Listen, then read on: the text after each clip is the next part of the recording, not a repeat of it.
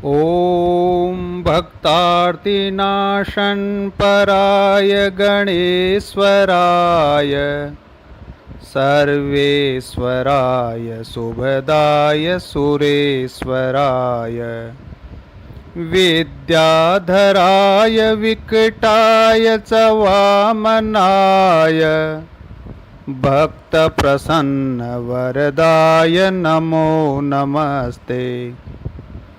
विघ्नेश्वराय वरदाय सुरप्रियाय लंबोदराय सकलाय क्षत्रहिताय नागाननाय सितसर्पविभूषणाय गौरीसुताय गणनाथ नमो नमस्ते।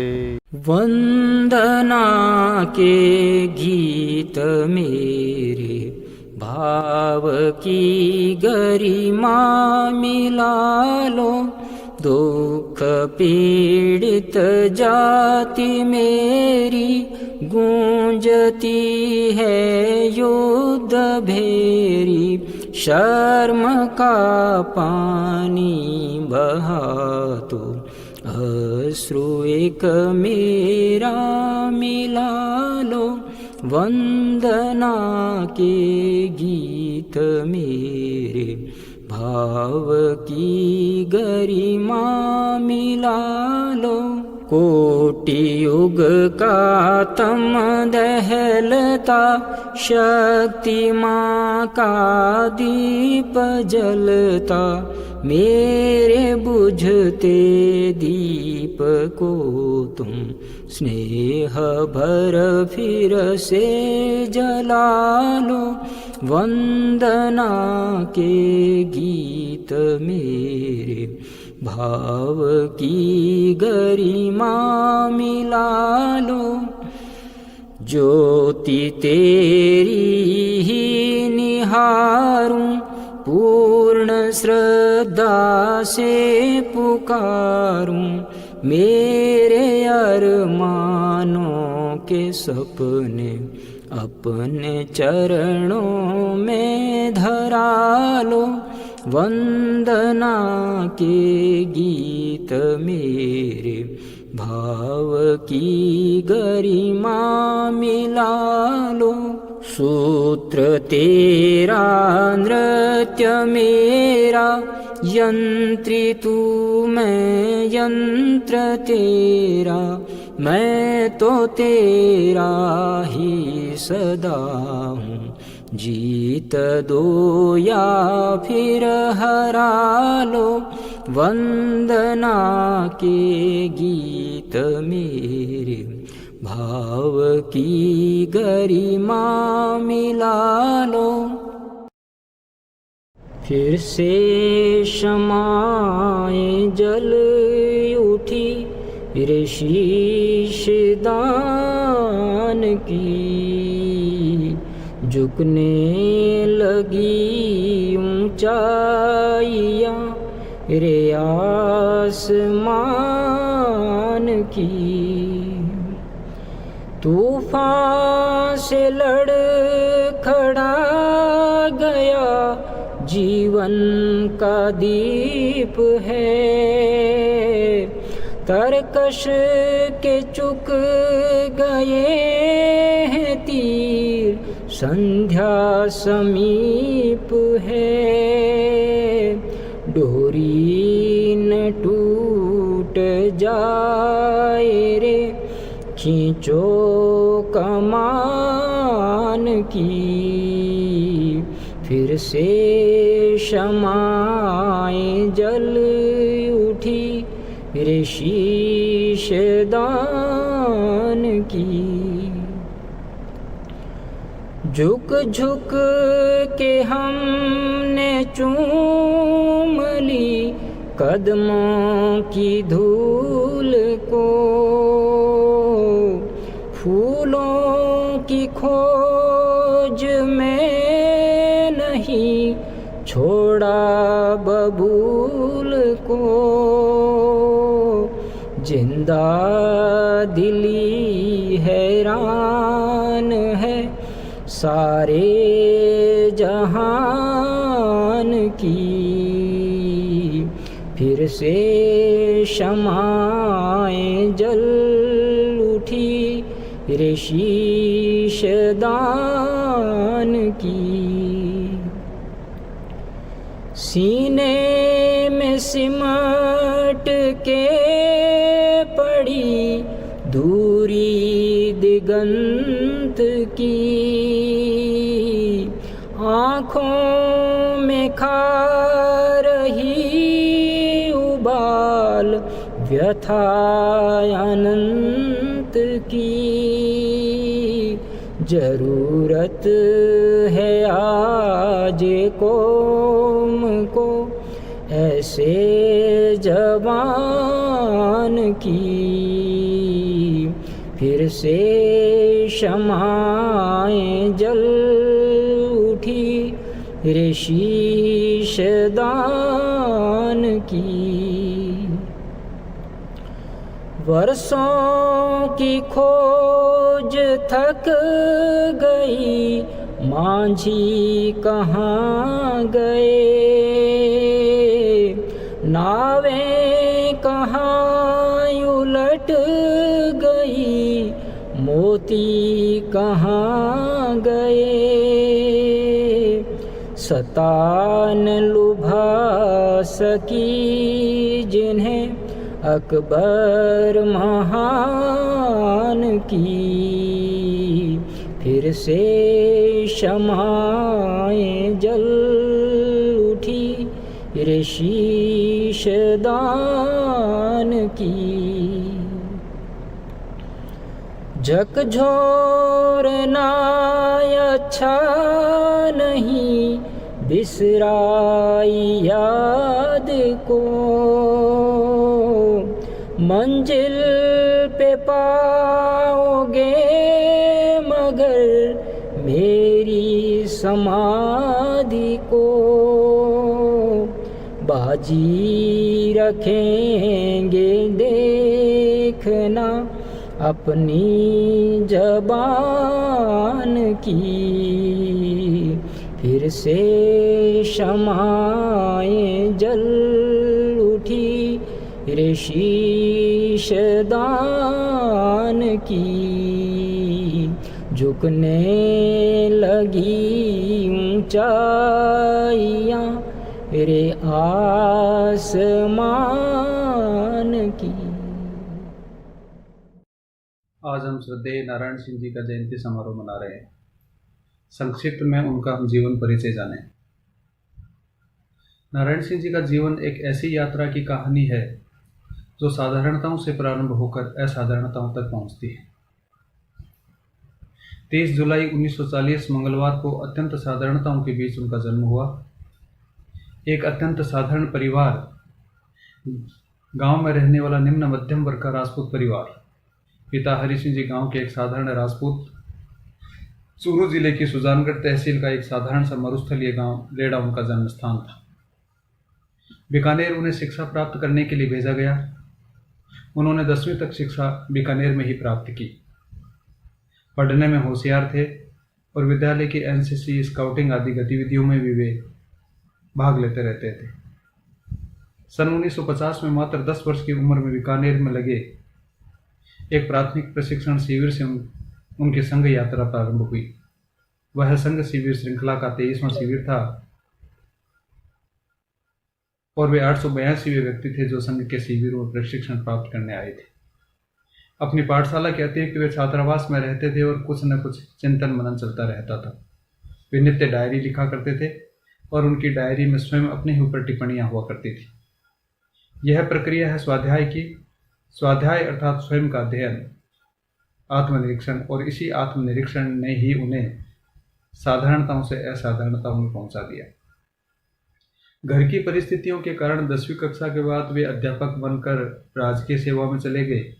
उनको बाहर के एक छोटे से गांव में लगाया गया जहां संघ का कार्य करने के लिए कोई कार्यक्षेत्र नहीं था, अतः वे व्यथित रहा करते थे।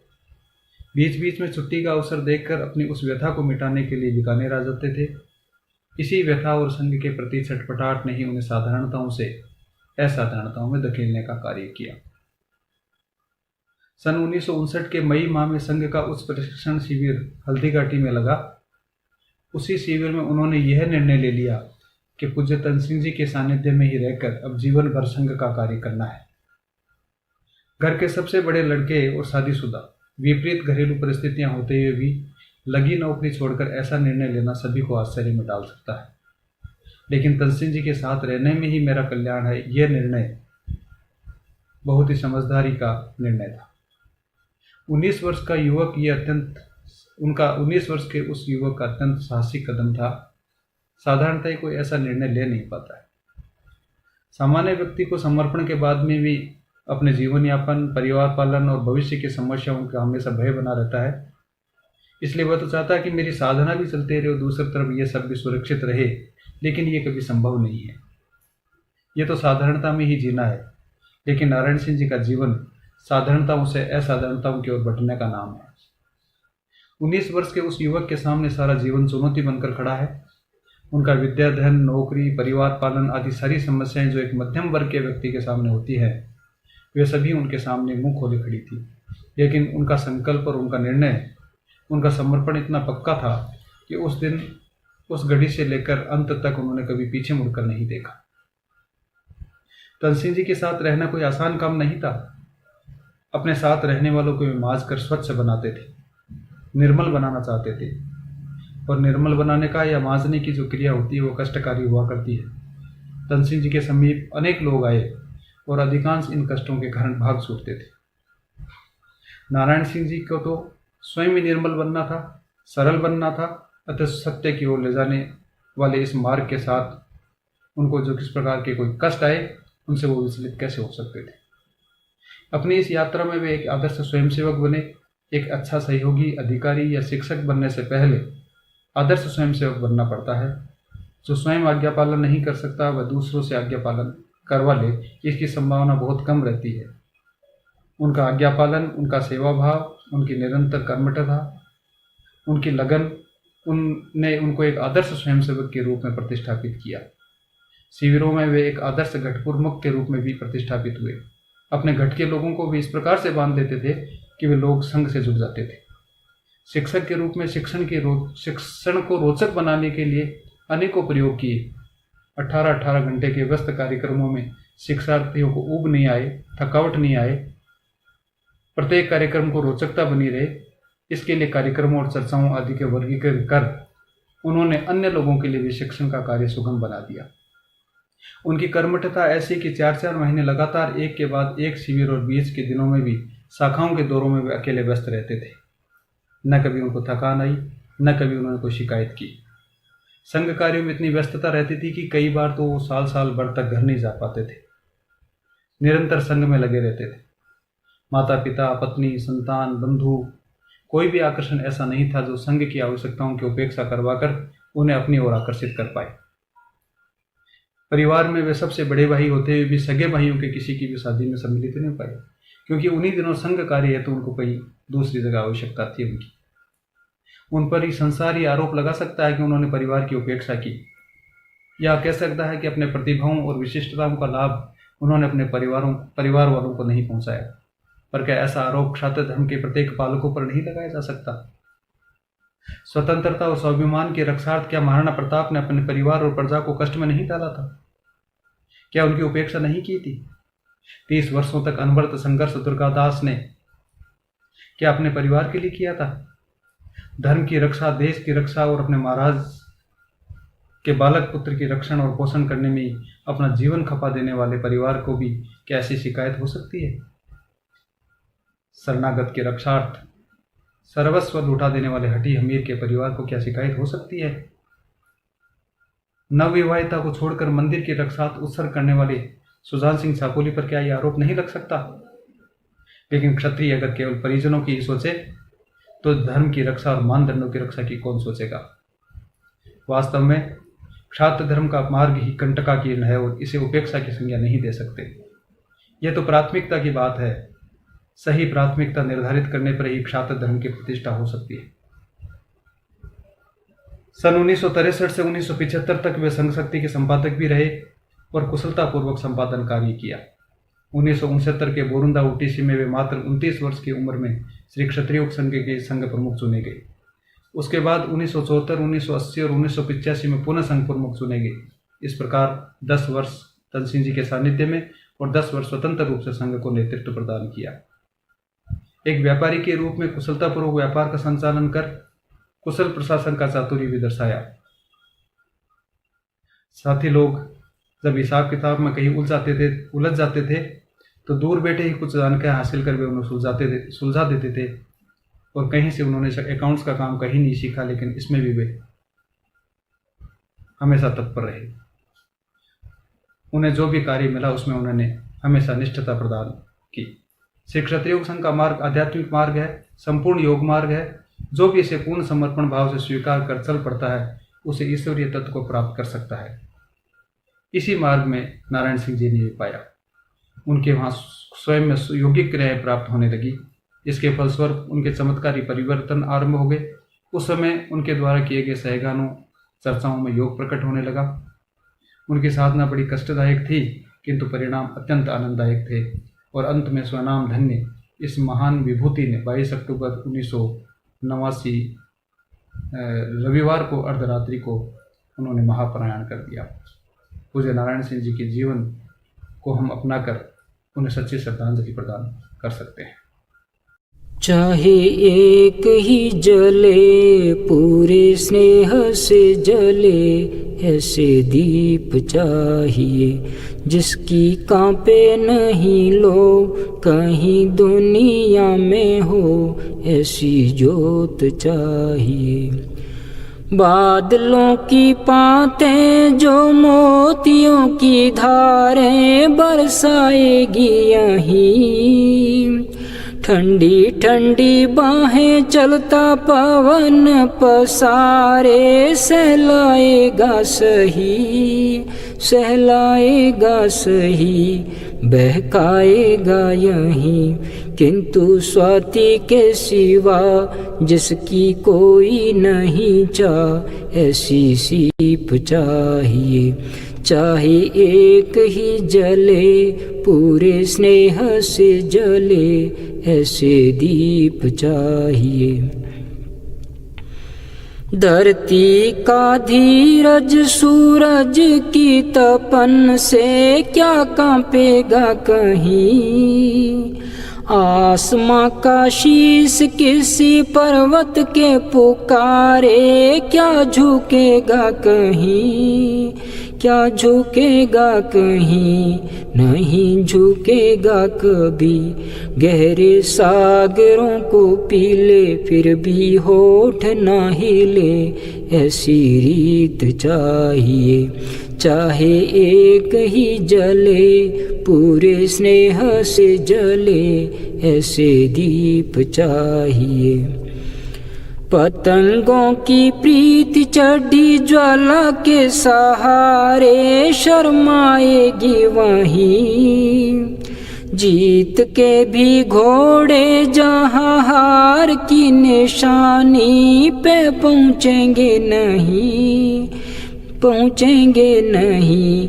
ऐसा होगा ही कभी, ऐसी मिल जाए शराब जिसका कोई न जवाब, फिर तो मौत चाहिए। चाहे एक ही जले पूरे स्नेह से जले, ऐसे दीप चाहिए। जिसकी कांपे नहीं लो कहीं दुनिया में हो, ऐसी जोत चाहिए। चाहे एक ही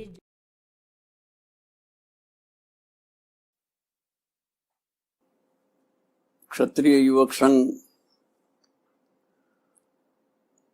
द्वारा आज का आयोजित कार्यक्रम जो पूरे भारतवर्ष में एक साथ मनाया जा रहा है,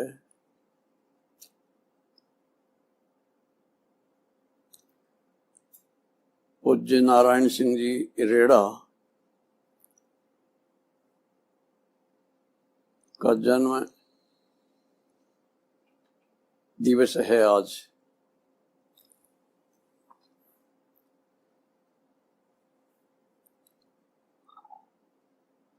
इतने वर्ष बीत गए,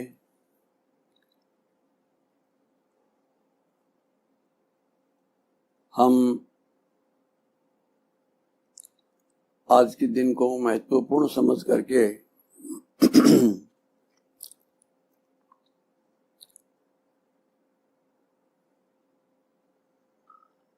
प्रतिवर्ष मनाते आ रहे हैं।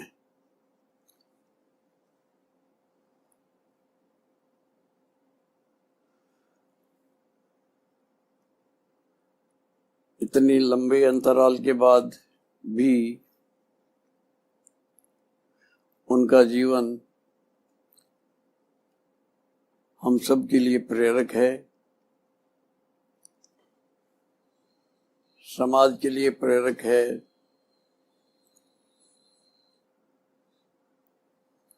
हम सब राष्ट्र के अभिन्न अंग हैं। तो उस राष्ट्र के लिए भी ये महत्वपूर्ण दिन है, जो कुछ उन्होंने क्षत्रिय युवक संघ में रहकर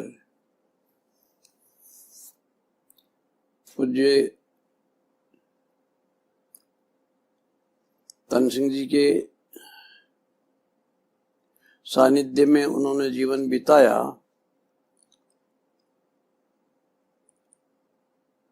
और उसी को अपने जीवन में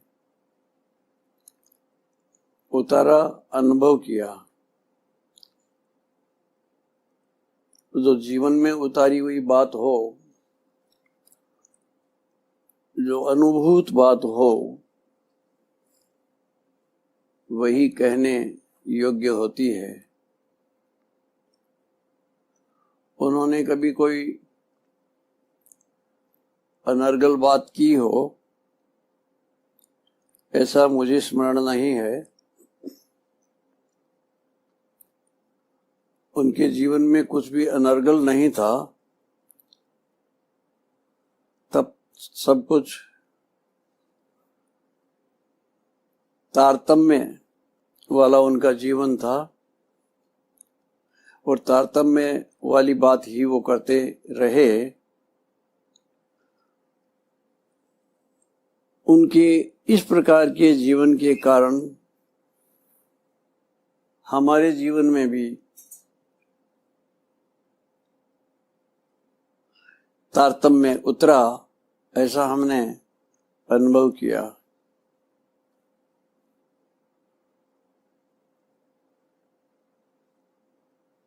वो उनके साथ हम जितने दिन रहे,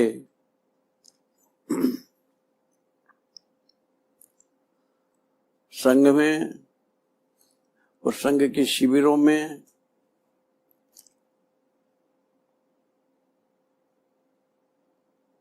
और शाखाओं में, इसके अतिरिक्त दैनिक जीवन में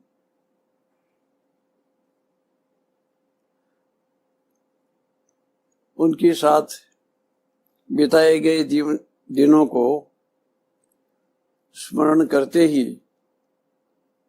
ऐसा याद आता है कि हमारा जीवन उनके जैसा नहीं बन सका। उसको न बनने का पश्चाताप भी है, और वैसा ही बनने के लिए उत्कंठा भी है,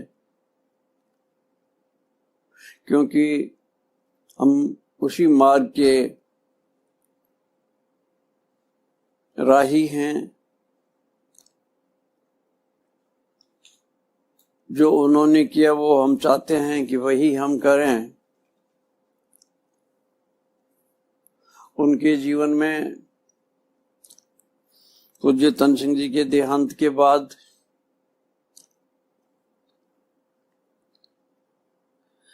पूज्य तन सिंह जी का आराध्य मंदिर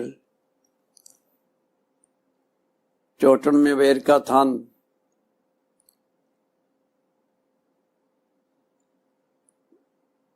पूज्य तन सिंह जी ने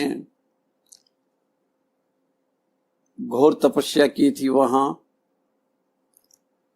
अकेले रहकर उसी स्थान पर तन सिंह जी के दिए हुए मंत्र का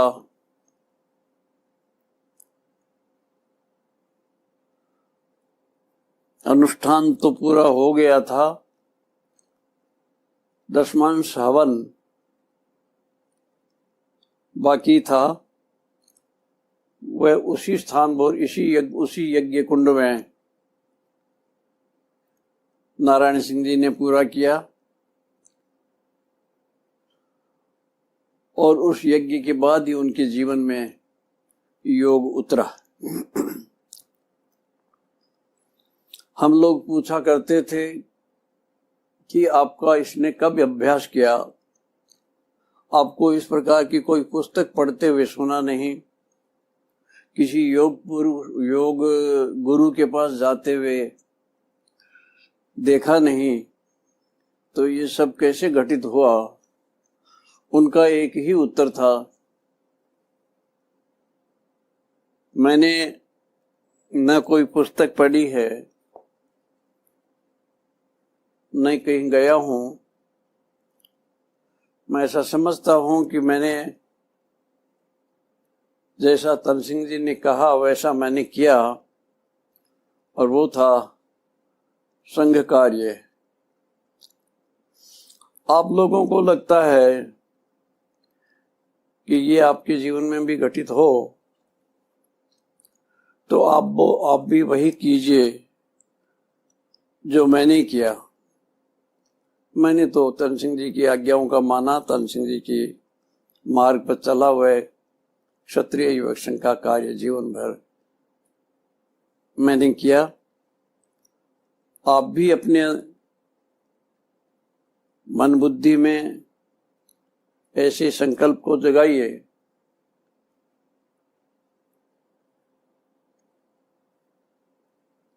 कि आप भी तपस्वी बने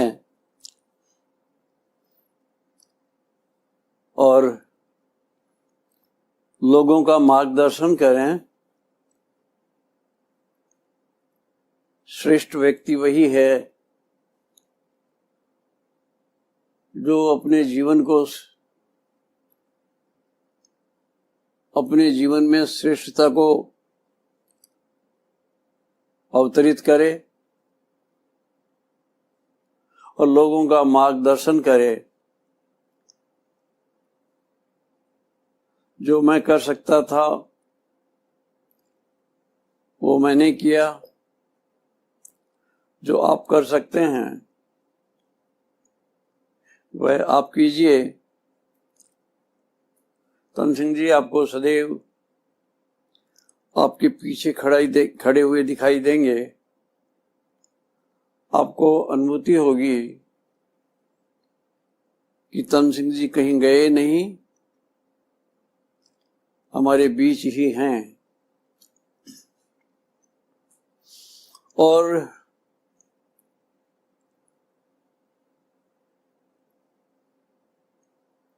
उनके सानिध्य में ही इस कार्य को हम पूरा कर सकते हैं। और यही हमारी उपासना है। क्षत्रिय युवक संघ जिस दिन हम लोग शाखा में आते हैं, क्षत्रिय युवक संघ का 1 घंटा का जो दैनिक कार्यक्रम चलता है, दैनिक सत्संग चलता है, उसमें शिक्षक हमको पहला ही पाठ ये पढ़ाता है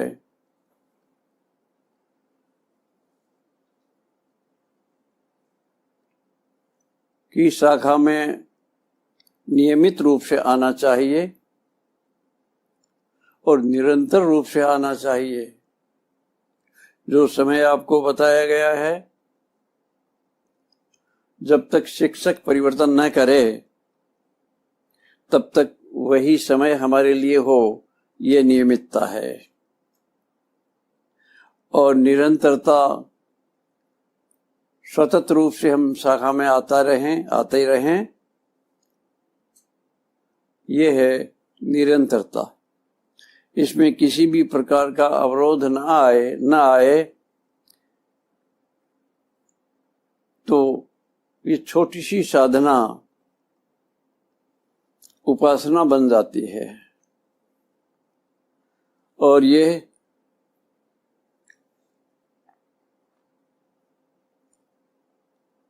गीता के उस सूत्र को पूरा करती है जो भगवान कृष्ण ने कहा अर्जुन को उपदेश देते हुए, उस अर्जुन को उपदेश देते हुए तो युद्ध में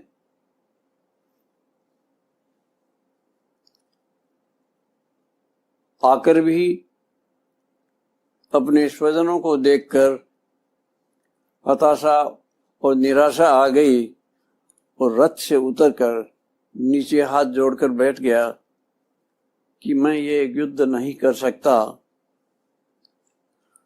लेकिन जिस युद्ध की मन में पूरे पांडव परिवार के थी, दुष्ट प्रवृत्ति के दुर्योधन और उसके साथीगण जो असुर प्रवृत्ति के थे, उनको यदि विनष्ट नहीं किया गया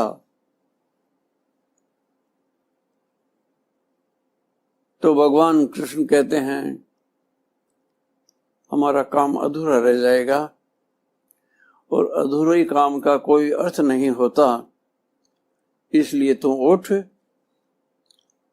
तस्मात् उत्तिष्ठ कौन्तेय युद्धाय कृत निश्चय। इसलिए अर्जुन तो उठ और युद्ध का निश्चय करके युद्ध में तत्पर हो जा। इसके पश्चात युद्ध हुआ, सत्य प्रवृत्ति की जीत हुई और असत प्रवृत्ति का विनाश हुआ। एक धर्मराज की स्थापना हुई और उस धर्मराज राज्य में जो सुख और शांति हुई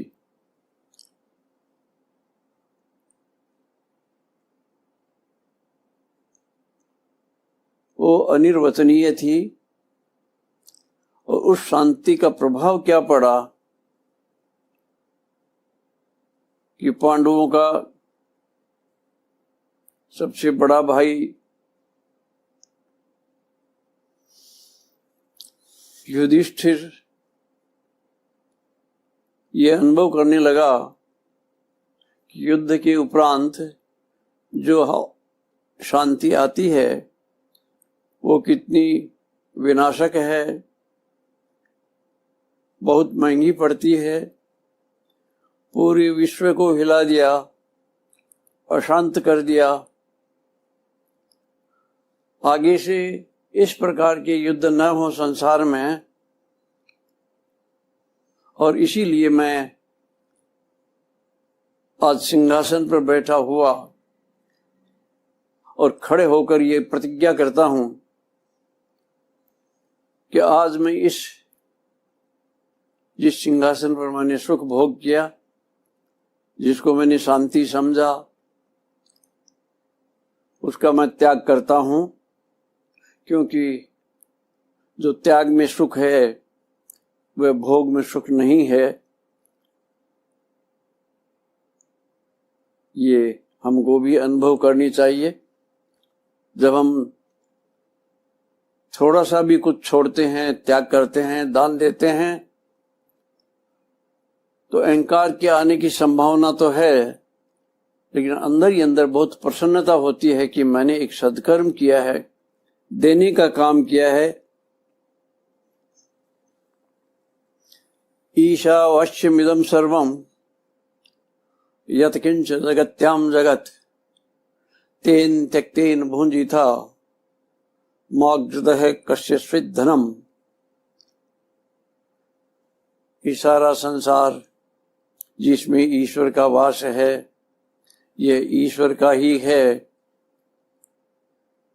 माग्रदः है, इस पर गिद्ध दृष्टि न रखें, इस पर अधिकार करने की कोशिश न करें, इस पर अतिक्रमण न करें, इस पर स्वामित्व न जताएं। ये भगवान का है और हमारे उपयोग के लिए, सदुपयोग के लिए भगवान ने ये सारी संसाधन हमको दिए हैं। ये पृथ्वी दी है, क्षिति जल पावक गगन समीरा, ये सब हमारे उपयोग के लिए है और इसीलिए इनको हमने देवता माना, उनकी पूजा करते हैं। तो किसी भी वस्तु का उपयोग करते समय ये स्मरण रहना चाहिए कि ये भगवान का है, भगवान ने हमको सौंपा है। माता पिता, पत्नी, बच्चे, मकान, धन, धान्य, ये सदुपयोग के लिए दिए हैं। इस पर अधिकार जमाना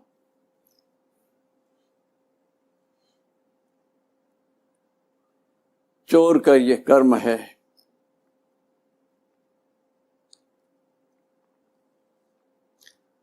चोर लोग करते हैं जो बिना कमाए अधिकार करते हैं।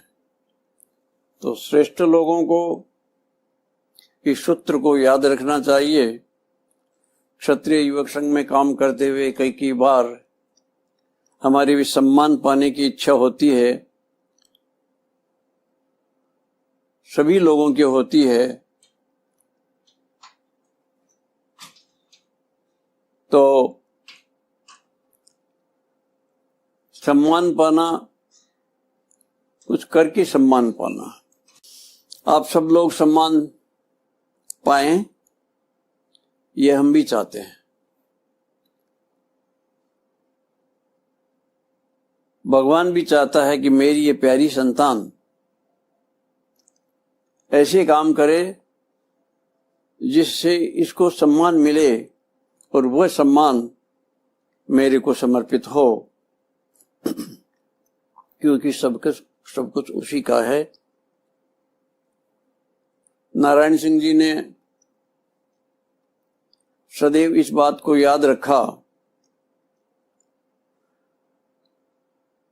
धन सिंह जी द्वारा दिया गया गीता का ज्ञान उनके जीवन में बना रहा, तभी वो सम्मान पाने की योग्य रहे। उनकी जयंती मनाने का यही कारण है, यही उसकी उपयोगिता है।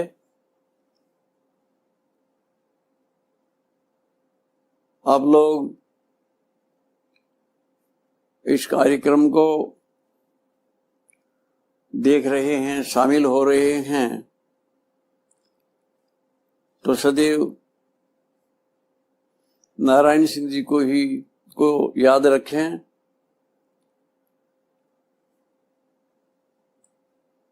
पूज्य धन सिंह जी ने जो कुछ भी दिया वही उन्होंने ग्रहण किया, कभी इसकी इधर उधर देखा नहीं। किसी महात्मा के पास जाने की कभी उत्कंठा नहीं रही, कोई सद साहित्य पढ़ने की इच्छा नहीं रही, कोई इतिहास जानने की इच्छा नहीं रही। हम लोग बहुत भटक जाते हैं, कभी साहित्य के भ्रम में, कभी कोई काव्य रचना के भ्रम में, कभी महात्मा बनने के भ्रम में बहुत भटकते हैं, वो एक निष्ठ रहकर बिना भटके इस साधना को करते रहे। हम भी ऐसा ही करें, ऐसी संघ की इच्छा है।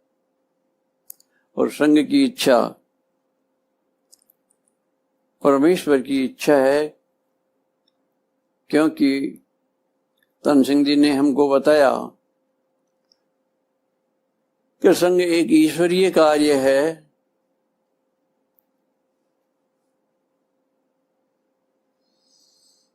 इस कार्य को करते रहने से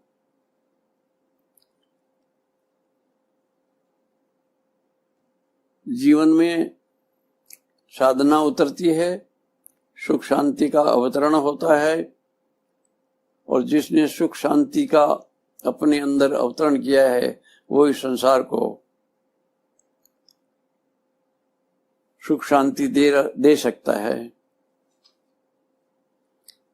आपसे सभी से यही अपेक्षा की जाती है कि आप अपने घरों में अपनी पत्नी से, अपने बच्चों से, अपने माता पिता से, अपने पड़ोसियों से कभी ईर्ष्या न करें और ईर्ष्या के पात्र न बने। कभी स्वयं उद्वेलित न हो, आपके किसी कर्म से कोई दूसरा उद्वेलित न हो, तो आप अनुभव करेंगे कि आपने संग से क्या पाया है। लोग भी अनुभव करेंगे, और क्योंकि आपको यही दायित्व दिया है, सुख और शांति का संदेश इस संसार में फैलाएं। लोग बहुत दुखी हैं, त्रस्त प्राणी वेदना में करुण क्रंदन कर रहे। उनके क्रंदन को हम सुने, लोगों की दुख को, उनकी संवेदनाओं को सुने और अनुभव करें, ताकि लोगों के दुख को हम दूर कर सकें।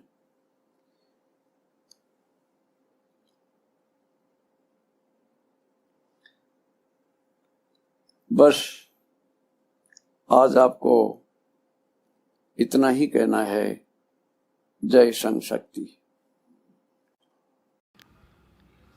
ॐ शौर्यं तेजो धृतिर्दाक्ष्यं युद्धे चाप्यपलायनं दानमीश्वरभावश्च क्षात्रं कर्म स्वभावजम्। ॐ शान्तिः शान्तिः शान्तिः।